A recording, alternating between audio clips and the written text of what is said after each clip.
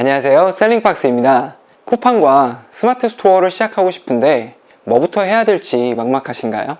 제 주변 지인들도 쇼핑몰 하고 싶어 하는데 어떤 게 더 돈을 벌 확률이 높을지 모르겠다고 하시더라고요. 혼자 하려다 보니까 어떻게 하는지 몰라서 포기하는 경우가 많은 것 같습니다. 오늘 제가 준비한 영상을 끝까지 보신다면 시작을 어떻게 해야 하는지 알게 되실 겁니다. 쿠팡과 스마트 스토어 중에 뭐가 잘 맞을지 딱 정해드리니까요, 영상 끝까지 시청해주세요. 저는 현재 매출의 60% 이상이 쿠팡 매출이고요. 스토어를 시작한 지는 한 6년 이상이 되었기 때문에 이 두 가지 플랫폼에 대해서 드릴 수 있는 정보는 정말 많을 것 같습니다. 온라인 판매 시작하려고 하는데 어디서 해야 돼요? 이 질문 진짜 많이 받아보는데요. 특히 요즘은 쿠팡부터 시작해도 되냐는 질문이 많이 늘어났어요. 왜냐하면 쿠팡은 지금 국내에서 가장 큰 쇼핑 플랫폼이고 수많은 사람들이 쿠팡에서 뭘 사니까요. 하지만 단순히 시장이 크다고 해서 막 들어가선 안 되는데요. 초보자에게 치명적인 리스크, 그리고 모르고 덤비면 뒤늦게 후회할 수 있어요. 자, 먼저 쿠팡부터 볼게요. 사실 쿠팡은 초보자 입장에서 보면 굉장히 매력적으로 보입니다. 왜냐하면 아래 세 가지가 강력하게 작용하거든요. 쿠팡에 다들 깔려있죠? 안 쓰는 분들이 없어요. 무려 3천만 명 이상이 사용 중이에요. 그리고 쿠팡에 들어오는 사람은 90% 이상이 쇼핑하러 들어옵니다. 즉 전환율이 다른 플랫폼보다 훨씬 높다는 뜻이죠. 노출만 되면 잘 팔리는 구조예요. 스마트 스토어는 상위 노출이 정해져 있지만 쿠팡은 스크롤형 롤링 페이지 구조입니다. 게다가 지역, 성별, 나이, 구매 이력에 따라 화면이 유동적으로 바뀌기 때문에 초보 판매자라도 화면에 등장할 확률이 높아요. 즉 후발주자도 상위에 노출시킬 수 있는 기회가 있다는 뜻입니다. 쿠팡의 AI 광고는 초보자에게 편리합니다. 아마 써보신 분들은 아실 거예요. 광고 예산만 정해놓으면 쿠팡 알고리즘이 알아서 고객한테 노출을 시켜줍니다. 세팅이 편한 장점이 초보자분들이 시작하기에 좋은데요. 근데 여기서부터가 중요해요. 쿠팡을 판매하시다가 모르면 감당하기 어려운 숨겨진 리스크들이 있습니다. 가장 많이 꼽는 것 중에 하나가 느려도 너무 느린 정산주기입니다. 쿠팡은 판매하고 돈을 받는데 빠르면 3, 4주? 심지어 어떤 경우는 2달 넘게 걸릴 수도 있어요. 월정산은 매달 말일 기준 영업일 15일 후에, 주정산은 구매 확정 70%는 주당 정산, 30%는 다음 달 1일에. 이 말은 팔리더라도 자금이 묶인다는 뜻입니다.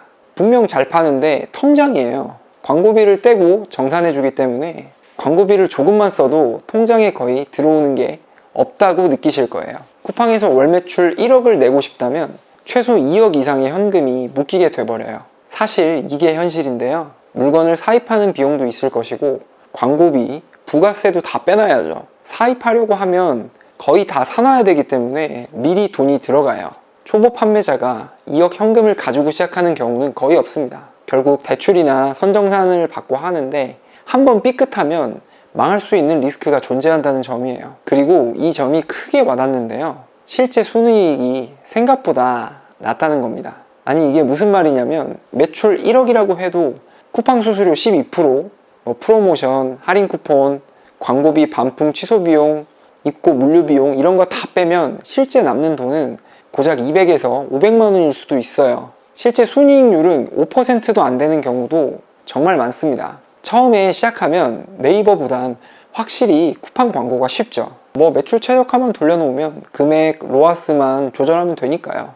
근데 여기엔 잘 모르는 것들이 많아요. 광고비는 부가세를 포함시켜야 된다는 거, 그리고 매출이 은근 반품이나 교환 이런 게 많은 경우에 매출은 높게 나오는데 안 빠지는 경우가 많아요. 실제로는 마이너스 나는지도 모르고 계속 광고하는 분들이 많아요. 분명 매출은 억 찍었는데 왜 이것밖에 안 돼? 이러는 거죠.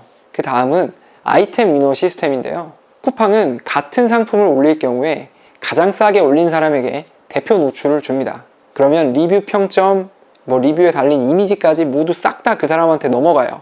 내가 열심히 키운 상품이 누군가가 100원만 싸게 올려도 노출도 리뷰도 뺏긴다는 얘기예요. 이건 초보자에겐 진짜 치명적입니다. 이걸 알고 시작하는 거랑 모르고 시작하는 거는 차이가 커요. 마지막으로 쿠팡 PB 상품과의 경쟁인데요. 쿠팡은 자기가 잘 팔릴 것 같은 제품을 직접 자체 브랜드로 만들어서 상단 노출시켜버립니다. 결국 아무리 잘 팔아도 그 제품을 쿠팡이 직접 팔기 시작하면 판매량이 뚝 떨어지고 노출도 많이 밀려요. 그럼에도 불구하고 쿠팡의 장점이 앞서 말한 것들을 상쇄해 버리는데요. 검색 의도를 가지고 들어오는 고객들의 높은 전환율과 빠른 배송으로 인해 타 플랫폼에 비해 전환율이 압도적으로 높습니다. 이건 뭘 의미하냐면 내가 테스트해보기 좋은 플랫폼이라는 거예요. 그래서 제가 생각한 건 초보자분들은 오히려 쿠팡 사입으로 시작하지 말고 쿠팡 위탁으로 시작하시라고 말씀드리고 있습니다. 이 많은 유입을 이용을 하는 겁니다. 사람들이 빠른 배송에 익숙해져 있어서 쿠팡이라고 하면 무조건 빨리 온다는 인식이 있어요. 그래서 그 안에서 틈새 키워드나 세부 키워드들을 잡아 로켓크로스가 없는 곳을 노려 상품을 올려보는 거예요. 이 불사자라는 프로그램을 이용하면 로켓크로스, 로켓배송의 비율을 볼 수가 있습니다. 그렇게 해서 판매가 일어나면 시장성을 판단해 볼 수 있고 내 상품을 빠르게 테스트해 볼 수 있습니다. 아까 말씀드린 초보자도 롤링돼서 광고비를 써도 1페이지에 노출될 수 있다는 점을 이용하는 겁니다. 이게 나중에 말씀드리겠지만 네이버로 확장시킬 수 있는 전략과도 이어져요. 자, 그 다음으로 스마트 스토어는 어떤지 살펴보겠습니다. 이건 쿠팡과 다르게 판매자 중심 구조예요. 쿠팡과는 또 반대로 정산이 빠르고 안정적인데요. 구매 확정 후 3, 4일 이내에 바로 입금됩니다. 현금 흐름이 막히지 않아서 소자본으로도 운영이 훨씬 안정적이에요.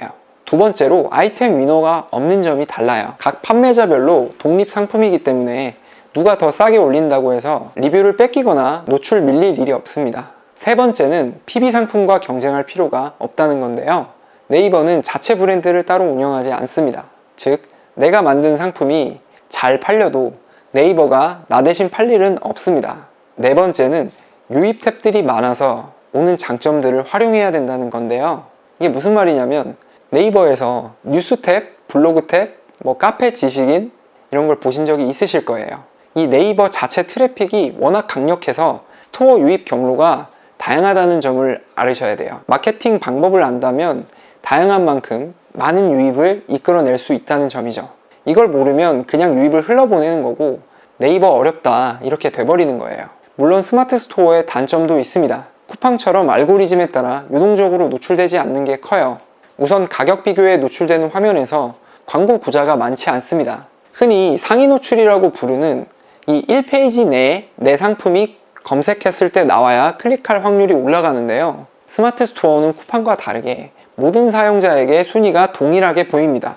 카테고리마다 다르겠지만 요즘 네이버 광고비 정말 사악합니다. 고인물들이 장악하고 있는 점도 분명 알아야 하고요. 제가 하고 있는 키워드들은 2,000원이 넘어가는 것들이 정말 많아요. 그래서 자꾸 틈새 키워드를 찾아서 광고 없이 상위 노출시킬 수 있는 방법들이 생겨나는 것 같습니다.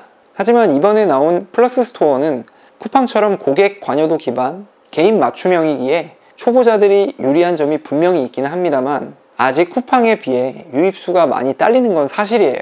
이 순위가 고정되어 있다는 것은 결국 이걸 의미합니다. 결국 상위 노출 싸움인데 초보자는 1등에서 40등 안에 들기가 매우 힘들다는 거예요. 리뷰가 충분히 쌓이고 구매 점수, 인기도 등 점수가 쌓여야 상위 노출이 되는데 말이죠. 하지만 이건 아까 말씀드린 카페, 블로그, 인플루언서 탭처럼 컨텐츠를 연계해서 유입시키면 보완할 수 있는 부분이기도 합니다. 제가 생각했을 때 초보자의 시작 전략은 쿠팡 위탁 판매로 시작하고 스마트 스토어는 확장하는 구조로 가는 겁니다. 쿠팡의 강력한 전환율과 유입, 쉬운 광고에 올라타서 테스트를 해보는 거예요. 판매량이 있다면 사입을 할 때 단가를 낮춰서 리스크를 줄여볼 여지도 있고 타 플랫폼으로 검증이 된 상품이기에 확장도 유리해요. 하지만 처음 시작을 스마트 스토어로 하게 되면 상위 노출이란 거대한 벽에 다양한 유입을 만들기 위해서 광고비 외에 컨텐츠를 만들어야 하는 시간과 돈이 든다는 것이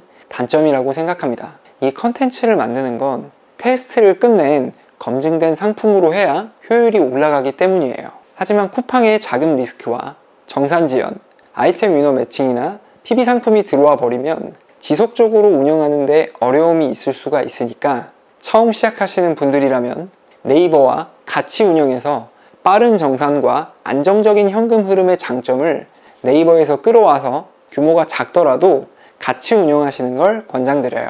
하지만 네이버는 상위 노출 때문에 초기에는 속도가 안 날 수 있어요. 천천히 리뷰도 쌓고 스토어를 키워나간다는 마음으로 이 점을 염두에 두고 운영하시면 좋을 것 같습니다. 뭘 시작하시든 양쪽 플랫폼 올인은 절대 금지하시라 말씀드립니다. 처음부터 두 플랫폼을 병행 운영하면서 리스크를 분산시키는 것도 좋습니다. 근데 이건 바쁘신 분들은 패스하셔도 돼요. 처음 시작하셨을 때 테스트 베드로 활용하고 확장해도 늦지 않으니까요. 점진적으로 확장하면서 판매 채널을 다각화하는 걸 최종 목표로 잡으시면 좋을 것 같습니다. 지금 이 영상을 보시는 분들이라면 분명 무언가를 해보고 싶은 분들일 겁니다. 쿠팡은 엄청난 트래픽으로 파급력이 있지만 불안정합니다. 스마트 스토어는 속도는 느릴 수 있어도 지속 가능성이 있습니다. 초보자가 가장 먼저 해야 할 건 현금이 끊기지 않는 구조 안에서 작은 성공을 쌓는 것이라고 생각해요. 그런 구조로 시작할 수 있는 플랫폼이 바로 쿠팡 위탁이라고 생각합니다. 지금 뭐라도 일단 등록하고 시작해보세요.